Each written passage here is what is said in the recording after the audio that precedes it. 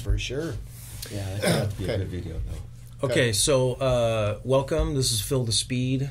My two special guests today is none other than Tom White from the famous White Brothers and ambassador to Glen Helen. And then we have a special guest with him today, Nick Metchkoff, president of L.A.Sleeve company, based in Los Angeles. And we are going to talk about today, obviously we have two iconic business owners from the motorcycle industry. And, you know... kind of gray. That makes makes you iconic now, Tom. Yeah, that's better than dead and old, you know?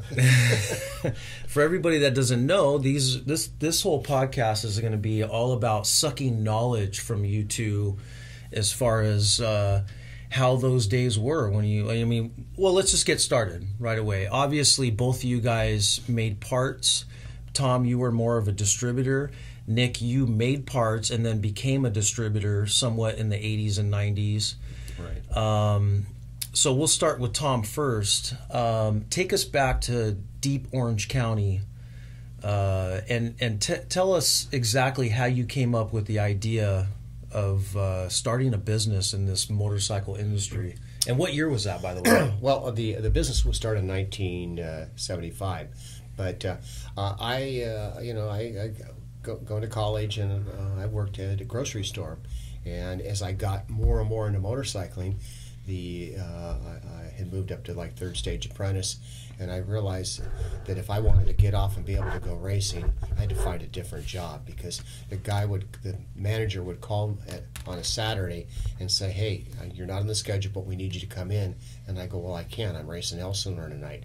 Then I would find that I had about 5 hours to work the next week. They just cut your hours. So I went to work for a motorcycle shop, Ruston Motorcycle Sales, and that was back in what would that have been, 68, and went to work there as an apprentice mechanic, and ended up then moving to Orange County Cycle, working for Bob Maynard.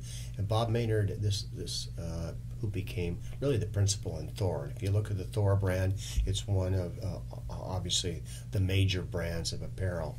So he was a great man to work for. I worked there for 6 years. He sent me to Yamaha Mechanic School, CZ Mechanic School. I went to Kawasaki Mechanic School. I went to different and learned those trades. But in the meantime, I'm trying to become a professional racer and really following that path.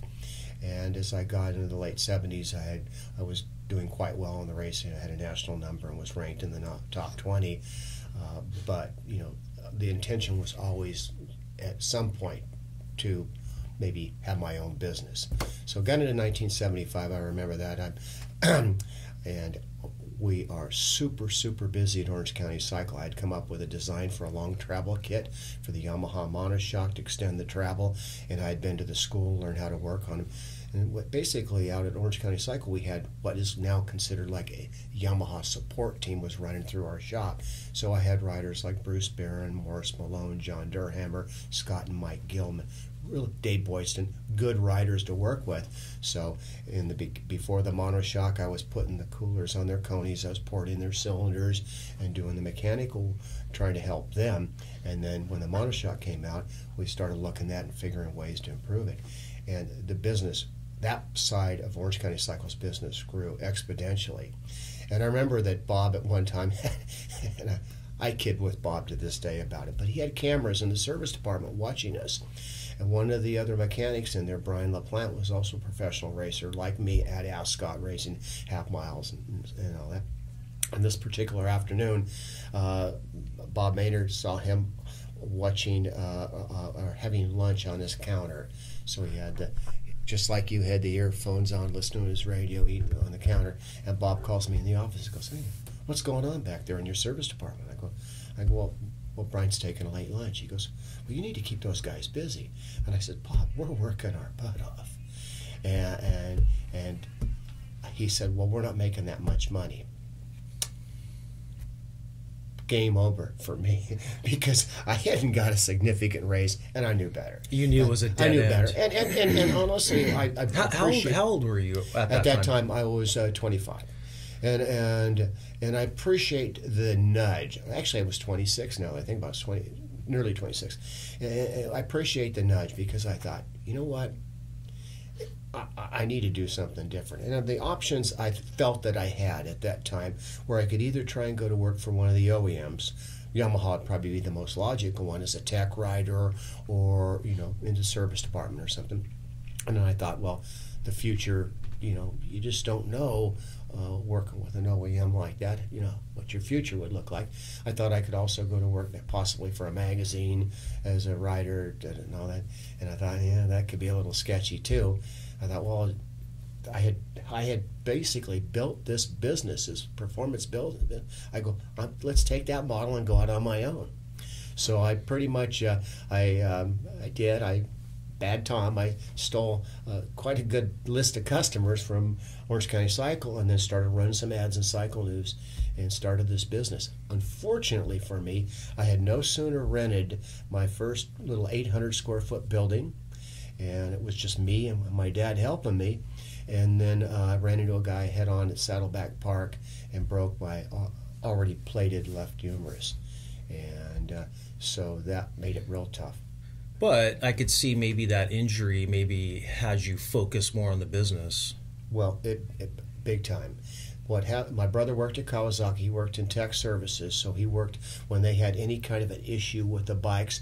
He was the guy that had to go try and figure out the issue, try and come up with a factory fix, and all the documentation on something like that.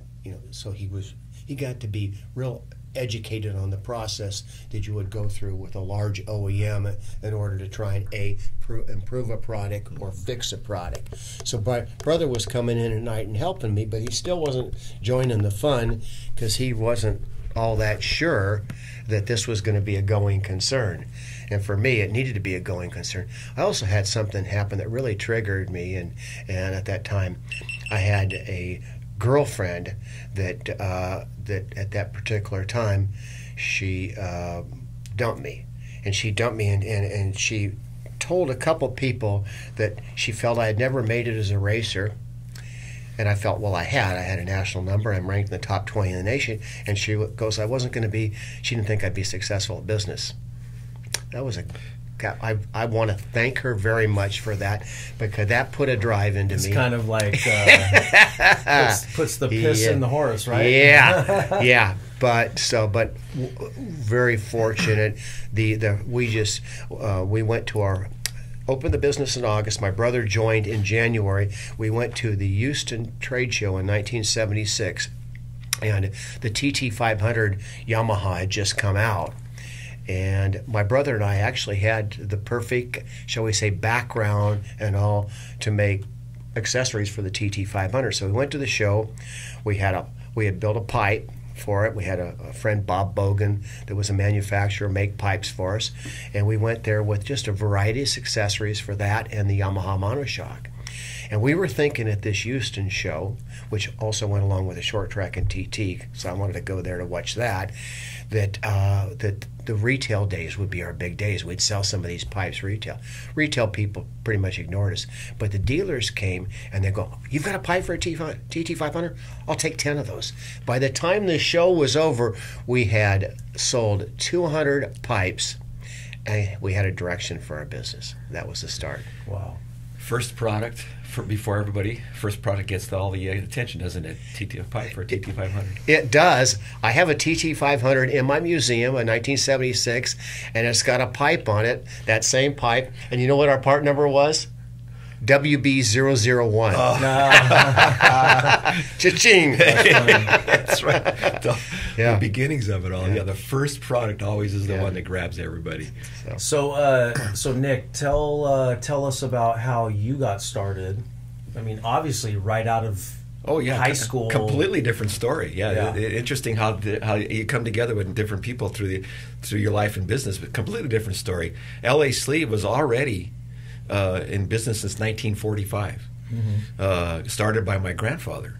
So here I'm coming along in the 1972 or younger, and they're already second generation. My grandfather's there, my father's already there, And but what were they doing at that time? Because straight up manufacturing cylinder sleeves. But only mostly automotive. Oh yeah, truck automotive was the big thing at the time, and so that was their big thing. So come right around 68 or so, not so big in trucks and everything. And my father starts looking around and runs across a couple of guys in the motorcycle industry.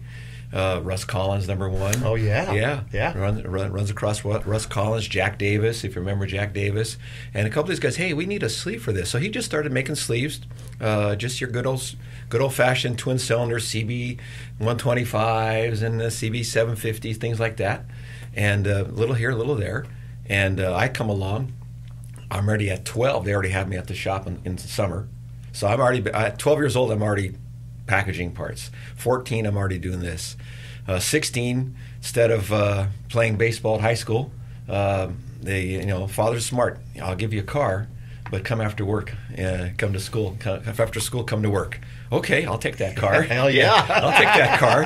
Here's the car, and here's the tank of gas, for the weekends. Yeah. So we started right in with that. But they were mostly automotive. The motorcycle industry, my father started about 1968. And he started making the sleeves. He made a couple Ducati 250 sleeves, and mostly the Honda stuff. So getting into the 70s, here comes the two-strokes. Yep. CR125s. Yep. There it is. And that was probably an explosion for both of you guys. Oh yeah. Right. The CR125 for us. Definitely. The CR125 for us. They started racing those things, and then remember the 100s, the sleeve down 100 kids. That's they right. started racing the 100 class. That was an explosion right there, and we got into that once we figured out how to make the two-stroke sleeve, and cut the ports in exactly right so they would drop in and match. Then that was a big explosion.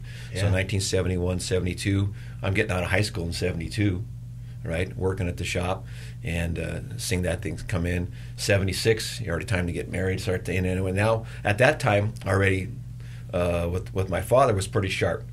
He recognized that in the youth was the excitement, right? In the motorcycle industry, that's where we got excited. And right away, he started turning all that over. Okay, I'll handle this, you start handling that. And so we grew in the motorcycle industry because of just that inspiration by the two old timers, you might say. Yeah. Get after it. They handled their automotive stuff and just get after it. So you saw the explosion in there and every little thing. But we ran across the great iconic guys in business that were just starting out, the Russ Collins, Terry Vance, Byron Hines, all the racers. Yeah. Let's do this. Let's do that. Let's make the CB 750 to the big bore kit. All of those were all our age, just starting out, and we were right together with them making the parts for that. That's how it began. It seems like it'd be great to have all those guys in here and talk about that. It seems like it was almost like a movement in Orange County, L.A., of all these guys, all you guys kind of exploded all together in the 70s and early 80s of just taking advantage. So what was California like back then? Was everybody riding here, and was it... Yeah, it was just... It was because people were riding in these local hills. Is that what fed your business? Was it more local? Just talk about Saddleback Park now. Well, I can kind of give you some examples actually. If you look at motorcycle sales peaked in around 75, 76, and we were selling nationwide 2 million units a year. Actually, over 2 million units a year. That number only got approached again in 2006 before everything fell off. But that number in 2006 was all motorcycles, all ATVs, all UTVs, all scooters,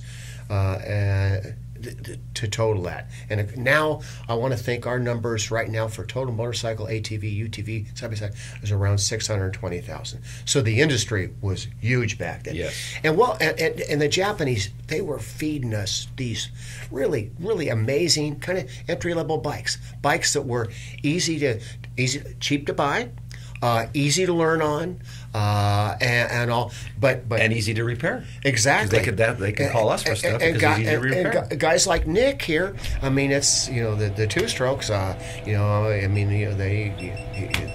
They wear out and all that, and you found a way to re-sleeve them and enhance the performance, make them bigger, make them smaller, find a class, because that was when, in the late 60s it was the 100 class. Well, then all of a sudden we get to the early 70s, it's the 125 class starts to click in.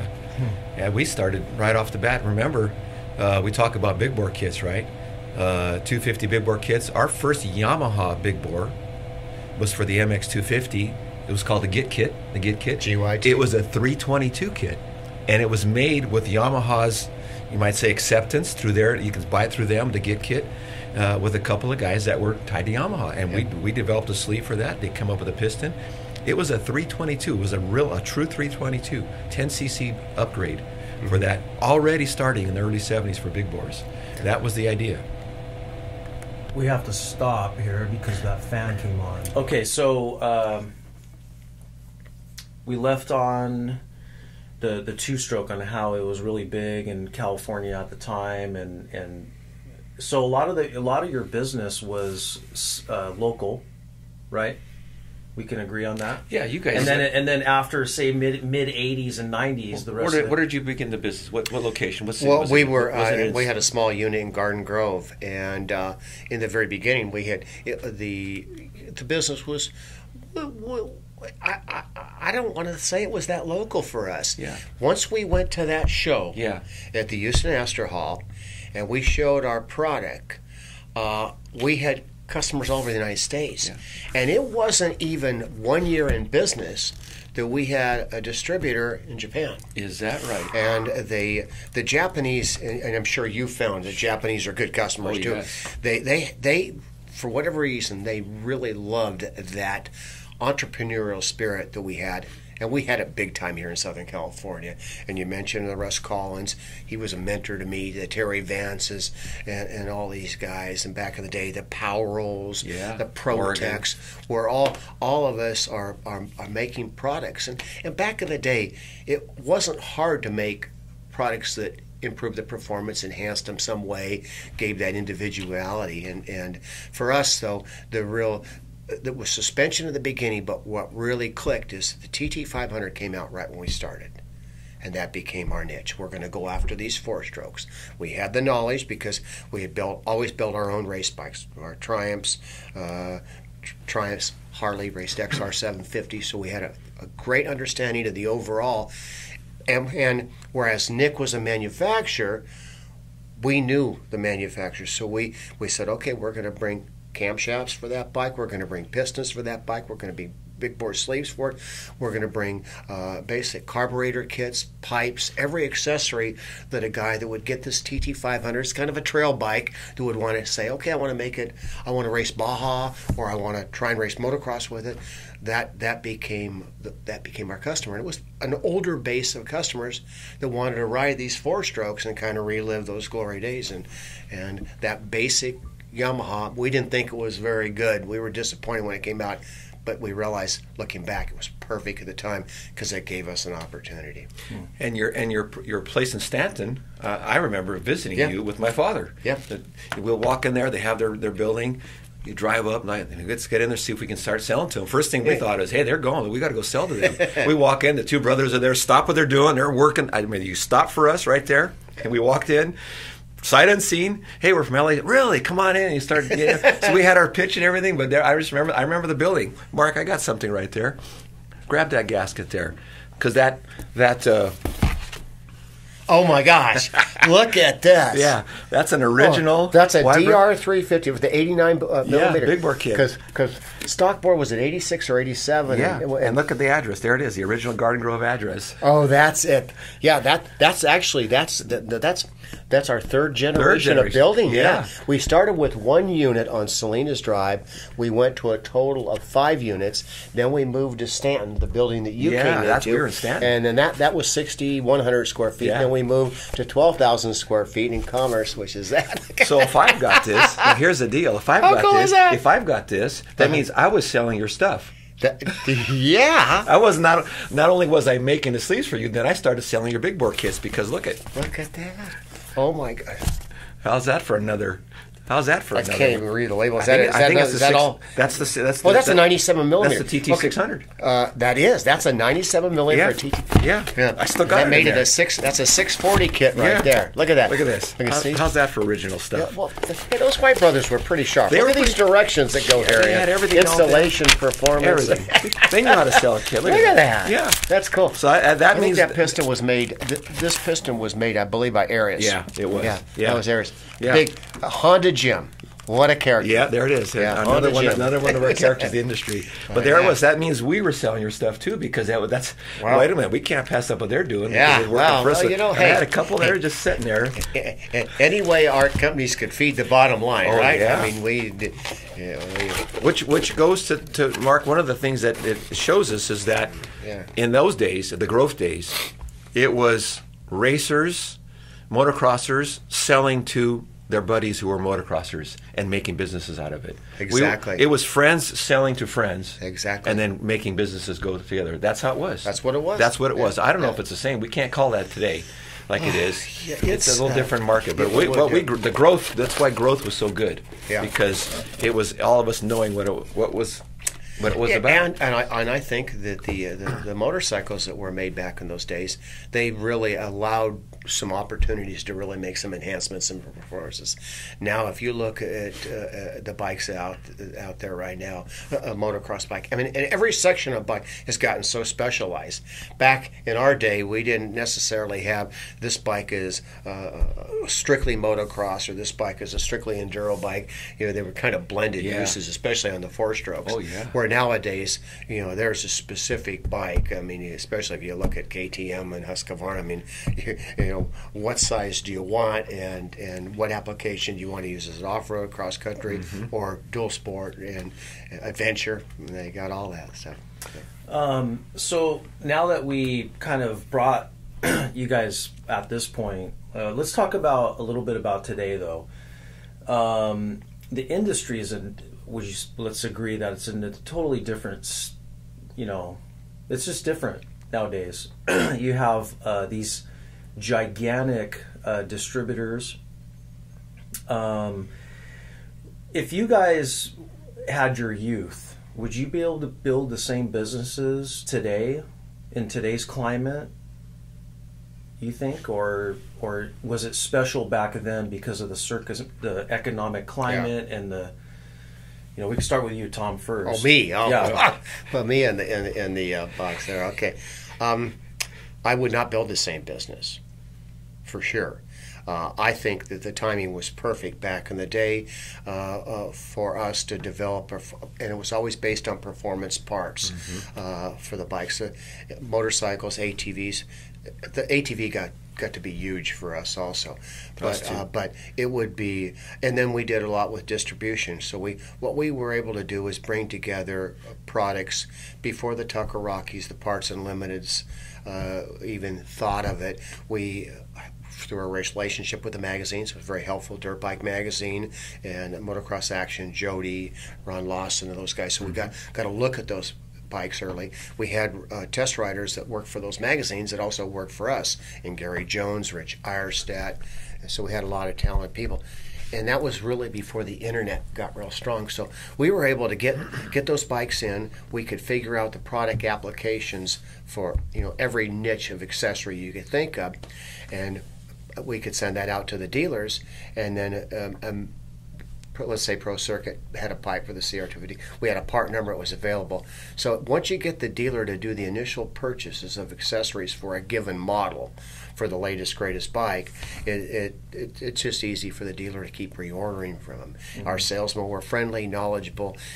Any dealer could call a White Brothers salesperson, and we had, I think, at the peak around 20-some in-house all answering the phone, and then we had about 20-some outside doing that, and they could get, if we didn't have the answer, we'd find the answer and get back to them.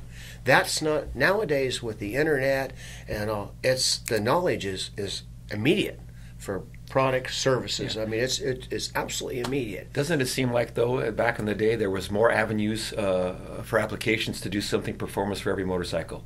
There was so many avenues that you can do for a bike to make it enhance the performance, where nowadays they've taken care of most of that.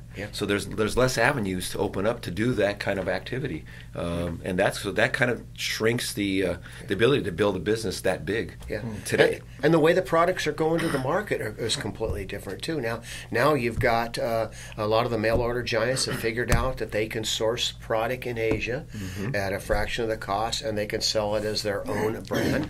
And so you're competing against some real inexpensive product.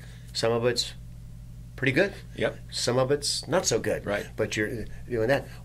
And even for the big distributors, I would imagine, whether it's the Parts Unlimited, the Tucker Rockies, the Western Power Sports, they're all finding some challenges in the way that the channel of the business goes now. White Brothers' main business was selling to dealers. Right. We were a distributor doing business like Tucker and Parts do, except we were kind of unique in that we'd also we'd sell retail, but we'd always try and direct them to the dealer. And to that effect, I'll tell you something. We sell to distributors also. L.A.Sleeve sells sleeves to the parts and everybody. And naturally, everybody in business, the big distribution chains, they want to know who you're going to sell to, what kind of competition is. And when they would ask us, who do you sell to? Oh, we sell to White Brothers. Oh, that's okay, because they had their niche of performance, and they were known for that. You guys are known for that.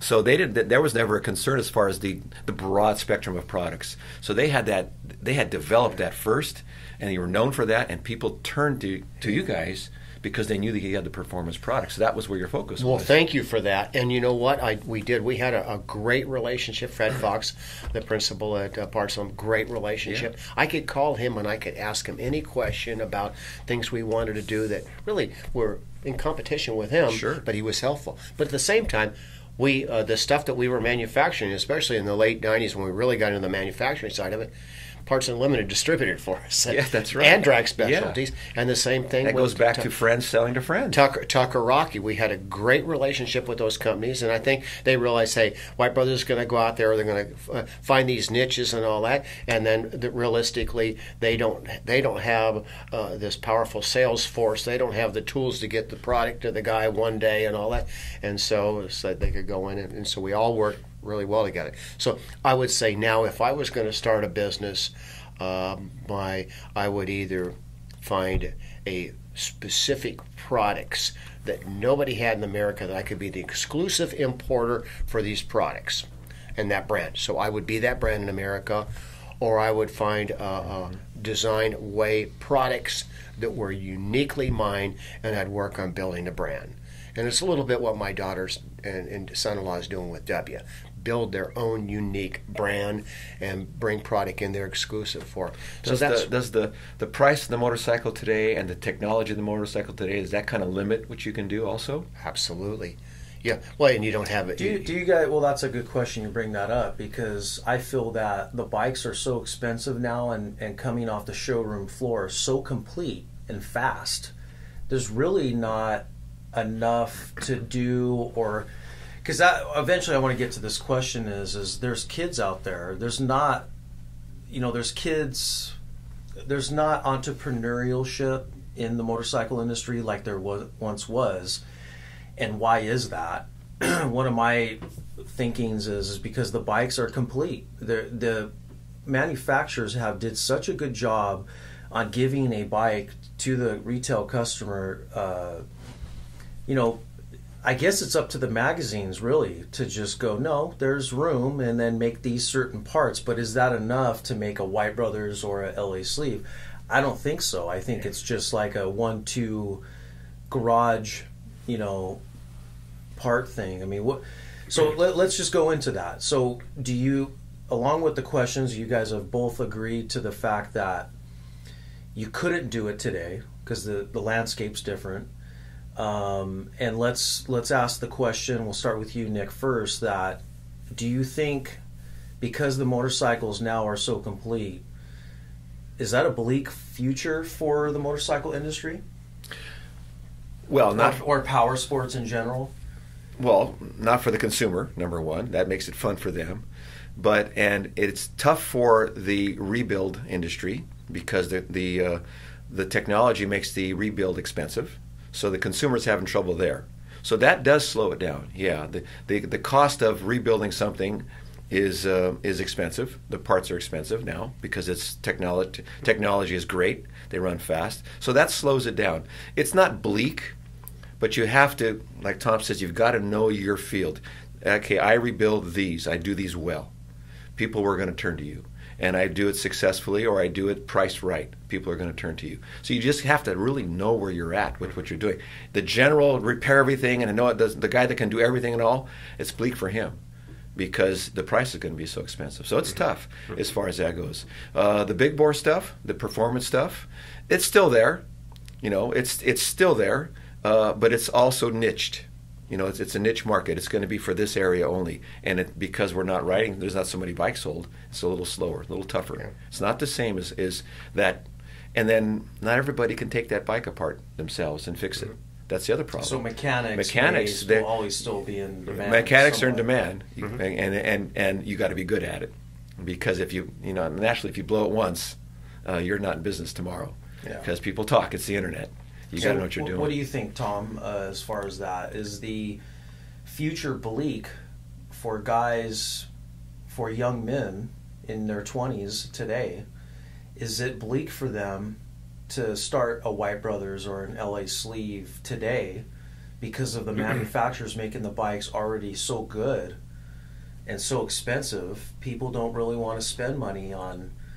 You know, I mean, let's just say KTM makes a 450 that just really never breaks, and you could just change the oil and it just never. They get the valves better, and so tell us your thoughts on that. Well, I'm going to go back here and talk about the industry in general. In my opinion, I don't think we as an industry have promoted motorcycling as well as we should or could. And that will include the OEMs. That includes the collective body, whether it's the MIC, the AMA, and all that. And it starts with product. I mean, the product right now has gotten so specialized. I mean, and I'm going to focus on the dirt sector, but because I think in some ways the OEMs are doing a much better job on the street side of it. I mean, is it the Grom? They're making some fun little bikes and all. Those are cool things. Stuff to get people entry level on the street. But if you look at the dirt side here, as we get involved in a dirt bike, let's say, what's the first thing somebody will buy? Well, I'll buy my kid a Weisinger. Well, you can still buy something like that. The manufacturers make a really cool little 50s and automatic, just turn the throttle and go, throttle limiters and all that. And as you start getting more into the sport, the 65s, the 85s, but you think about it, how those bikes have gotten quite specialized. And then by this time, you're kind of getting hooked. Your dad's taking you out. But now you want to race. The jump from going from a Super Mini to a 250F is huge. So if you look at our racing here, we basically, other than KTM, Husqvarna, Beta, Yamaha still makes a 125, that whole niche is out of there. So it makes it real hard for, to really get involved with the sport and to grow in the sport from the cost standpoint, and really by the time you get into the kids that's come through the Super Minis and up to the 250Fs and all that, you've lost probably quite a few kids that could potentially stay into it, and the cost has really exponentially gone up. So that is part of the problem there, and the other problem, if we bring out just some more fun bikes that are inexpensive. The price point is a real issue, and I think we need to sell ourselves as an activity in a better way. I mean, right now, motorcycles especially, it gets increasingly difficult to find places to ride. Those are some things we can't fix. So realistically, I think some of the aftermarkets, they're looking at these, whether it's adventure bikes or dual sport bikes. But we need to find, what we had back in the day, that Yamaha 80, that's Honda's 90, that Yamaha 100 Trailmaster, those small bikes that got people involved and do that, and that's the challenge. Did something leave us though? When we were young, and you're young, Mark. You do this. You see this. There was a bit of a passion in us to finish the day or the weekend and get on that bike and go ride somewhere. It didn't really matter where. We got to go riding, and it was the bikes in the garage. I got to do what it takes to get it running. And it was just in us. We got to go. Let's go riding. Let's gather, put everything on the truck, and let's get out of here. Let's go ride somewhere, no matter where, for a couple hours. There's a unique passion as youth, and the society today is on your fingers, touch, touch, touch. But we wanted to go riding. It's the same thing with surfing or same thing with skiing. Well, we could afford to do it, and you really wanted to go, and you did what it took to fix that bike to keep it running. Because you could. It was cheap it was affordable to start. And these fun bikes, we went riding because it was just in us. It had to be there. Right? That was there. Right. You were a racer. You had to do it. I don't know if you see that today. We're already at that level. We're watching youth people ride, and you're the youth ride. Is the passion there? That's the other thing. Drive the passion, but the passion's in there. Well, this goes back to Tom. I remember in 2004, I had about 30 friends that rode off-road, and they went to the track probably once, every couple months or whatever. But then when the economy hit in like 07, 08, out of those 30 guys, there's only 3 of us that still have a passion to go do some sort of riding. And the research I did was it's money. Because back in 04, bikes were $4 or $5 grand. And you can, as an 18-year-old or a 19-year-old, you can go finance that thing. Like, go into Honda, start a Honda card. Yeah. And now those guys have 1-2-year-old kids in their households. John Basher from Motocross Action, he's the same age as me.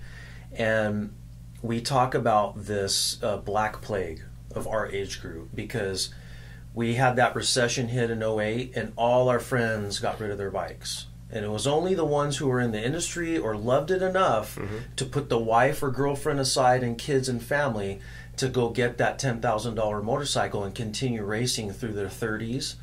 And so back to Tom, I really think that has affected it. Yeah. And, the biggest, would you say, age bracket right now who's buying parts are vets.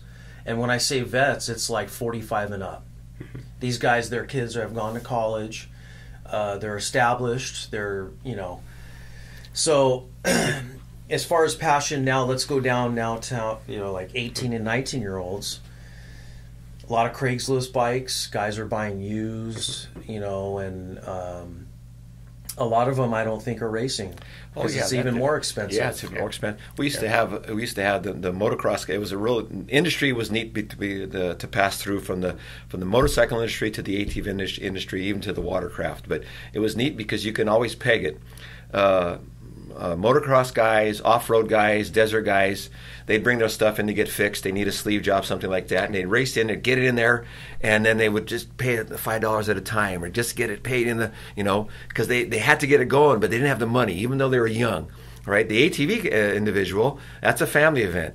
They'd come in, get the neat stuff, and they still do it to this day. And they pay it all off right up front because they're all going as a vacation, and it's taken care of. Everything is in good order. But the motorcycle guy, it's on the seat of the pants, passion. Gotta get it fixed. I gotta get it fixed. Gotta get it fixed, and almost could pay for it. And then one day they do it, and they go riding again.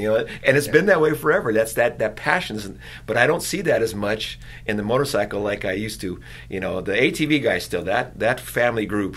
Boy, they're going to get that stuff fixed. Their engines are done. So let's. And it's all together finished, and they go riding. I'm going to ask both of you guys. So let's throw people under the bus. So the quad guys. Whoa. The quad guys, motorcycle guys, and snowmobile guys, and then street guys. Who are the tightwads? And then who are the guys who just like, hey, what's the cost? Okay, yeah, no problem. We'll start with you, Tom. Well, if you're looking, we can go look at each niche. The guys that throw money at everything like that, a lot of them are buying Harley Davidsons.